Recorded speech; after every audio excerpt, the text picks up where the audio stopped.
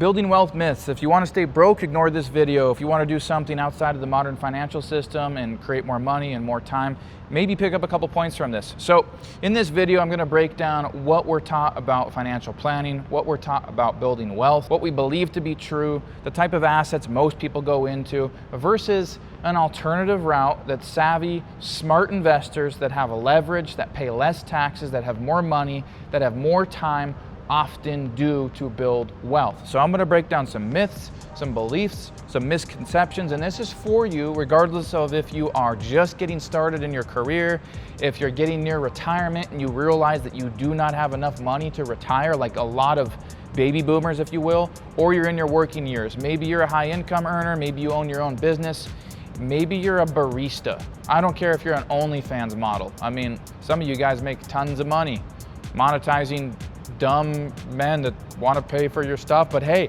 at least take advantage of it and be smart with the money and invest it. So I'm just going to get straight into it, guys. Here's John. This is John, and this is Tish. Tish is these are the kind of names we're seeing in 2025. Non-binary, haven't decided if they're a male or a female. So we got Tish and we got John. And this should be backwards because Tish would be the one to do this, John would be the one to be smart here. But John listens to everybody's, financial advice, okay?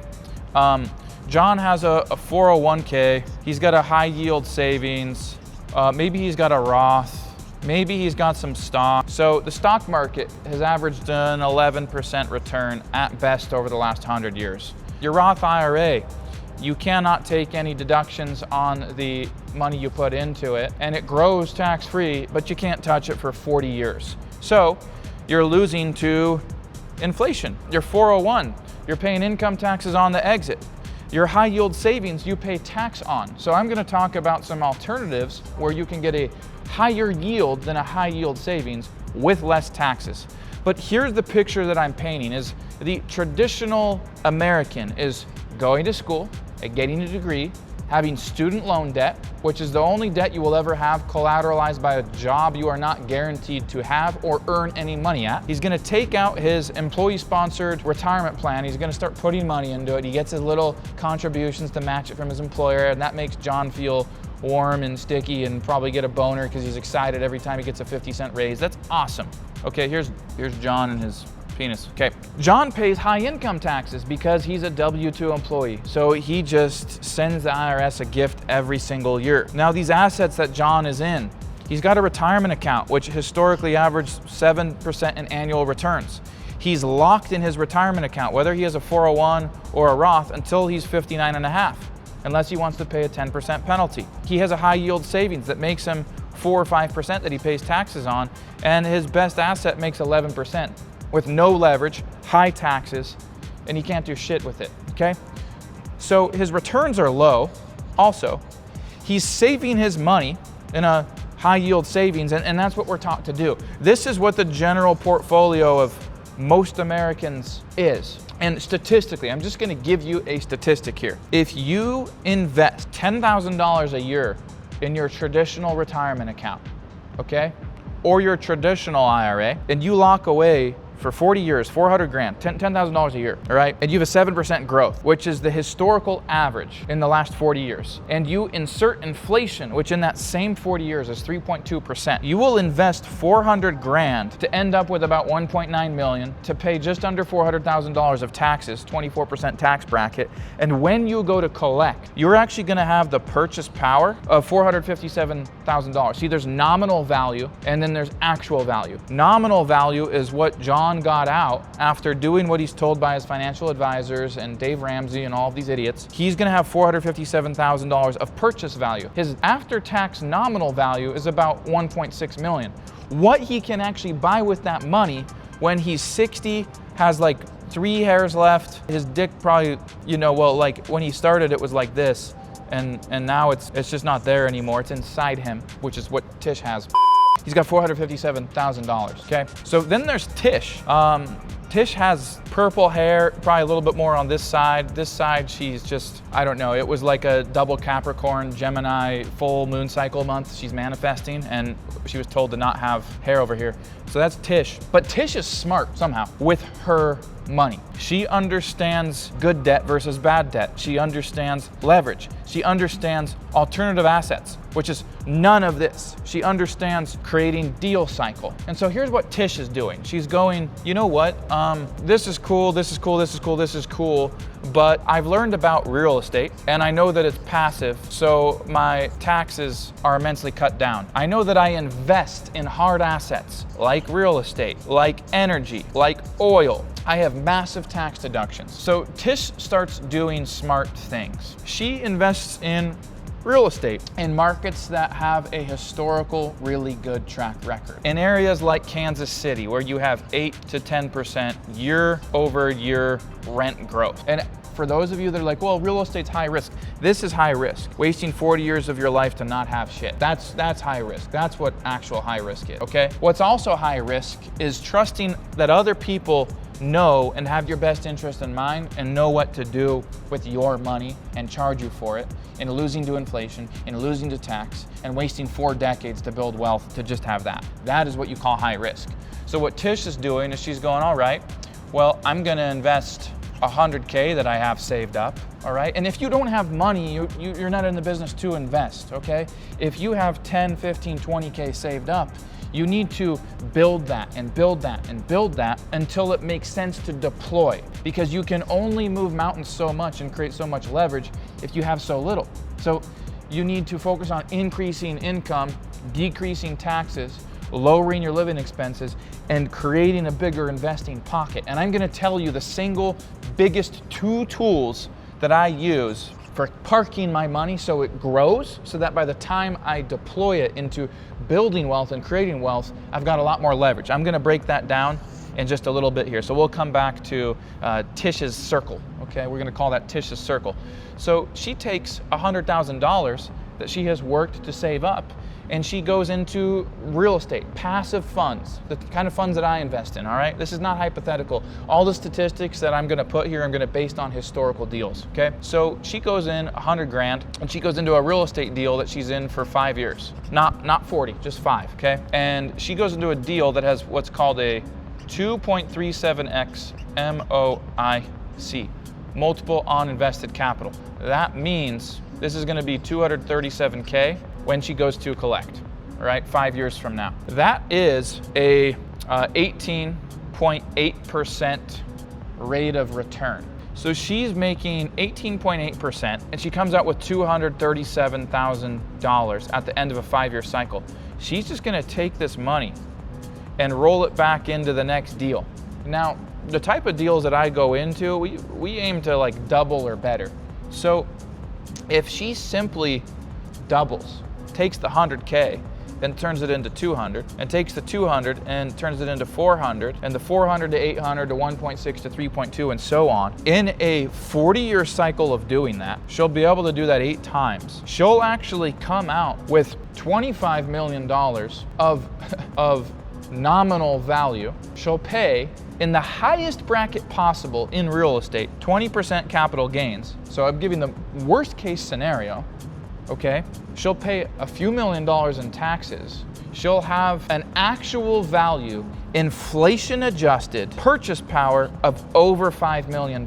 That's what happens. And the reason this is so much more exponential is because she's not growing at 7%. She's growing at a much higher rate of return, and then she's compounding it every 5 years. So you've got 2 things going to bat for you here. You are creating leverage and you're compounding.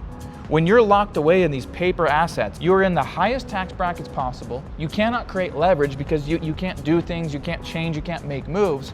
And when you're over here in a market that you understand, investing in deals with a good track record of historical performance, then you are able to start compounding. So Tish is compounding her money every 5 years, 8 times. 100, 200, 400, 800, 1.6, 3.2, 6.4, 12.8, and for a last cycle equating to $25.6 million. She's gonna pay 20% in capital gains, again, which is the highest, which you really probably won't pay that. But if we had no tax strategy involved, we didn't do anything else, that's what she would pay. So she's gonna end up with 19 million and some change of nominal value, and adjusted for inflation, she's gonna end up with over $5 million. So I ask you again, which one's riskier? Let me know in the comments what you think about this strategy.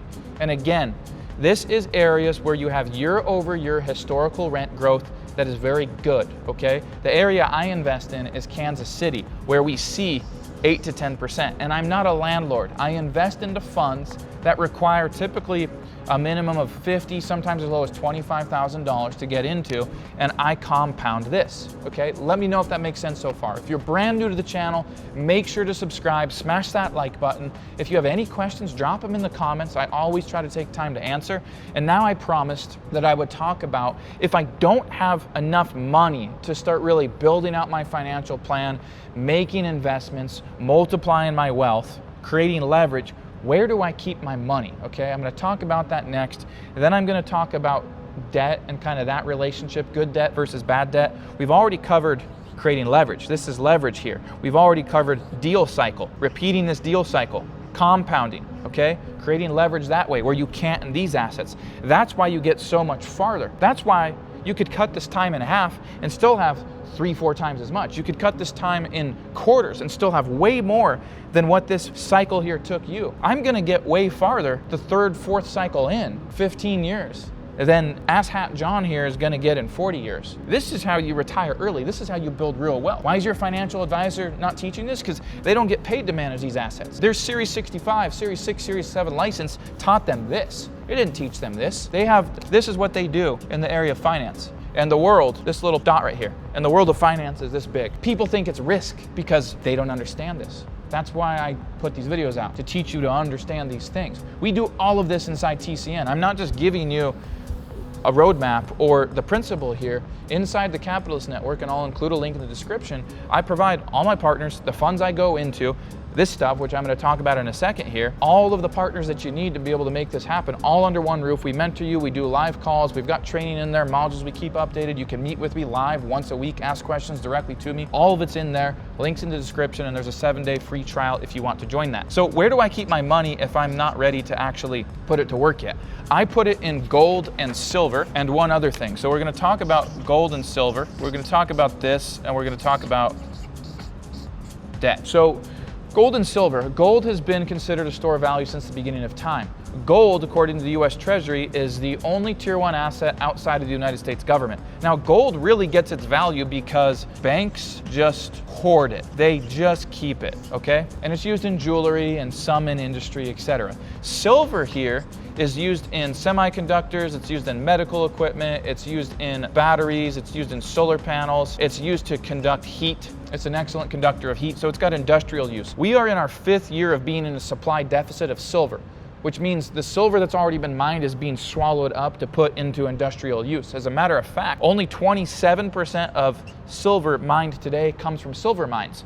73% of it is mined as a byproduct of a copper, a lithium, or a gold mine, okay? And silver here, if we continue using it at current extraction rates, we will have exhausted our ability to mine all of the high-grade, shallow deposits of silver. So that's why you've seen silver literally double in value in the last few years.